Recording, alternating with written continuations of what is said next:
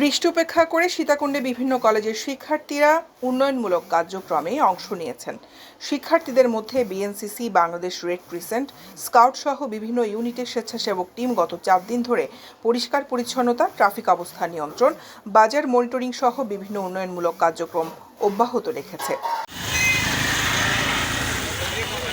সরেজমিনে দেখা যায় বৈষম্য বিরোধী আন্দোলনে নিহত সকল শহীদদের, হত্যাকারীদের ফাঁসির দাবিতে বিভিন্ন রকম স্লোগান লিখতে দেখা যায়। এছাড়া তারা একই সময়ে কয়েকটি স্থান পরিষ্কার পরিচ্ছন্নতার কাজও শুরু করেন।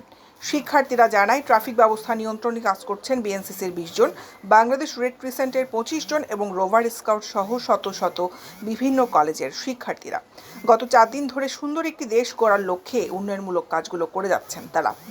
তাছাড়া বিএনসিসি ও স্কাউট সদস্যরা ট্রাফিক ব্যবস্থা নিয়ন্ত্রণে দিনরাত সীতাকুণ্ড পৌর সদরের বিভিন্ন এলাকায় ও অন্যান্য ইউনিয়নে পরিষ্কার পরিচ্ছন্নতার কাজও করেছেন। শুধু তাই নয়, কাঁচা বাজারে মনিটরিং করছেন তারা। আগামীতেও দেশের উন্নয়নে এ ধরনের কাজ করবেন বলে জানান বিভিন্ন কলেজের শিক্ষার্থীরা।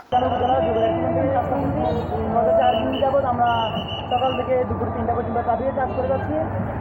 এই কাজ করার মাধ্যমে আমরা সীতাকুণ্ডের মানুষের ভালোবাসা দেখতে পাচ্ছি।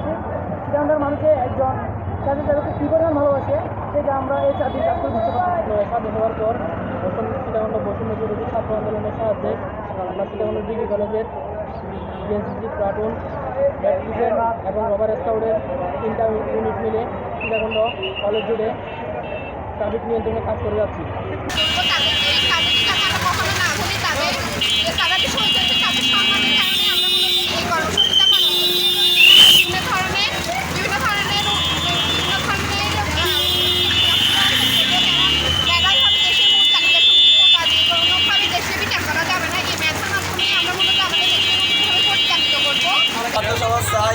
সীতাকুণ্ড আরও উজ্জ্বল হোক, চট্টগ্রাম অঞ্চল, বাংলাদেশ আরও উজ্জ্বল হোক, সুন্দর হোক।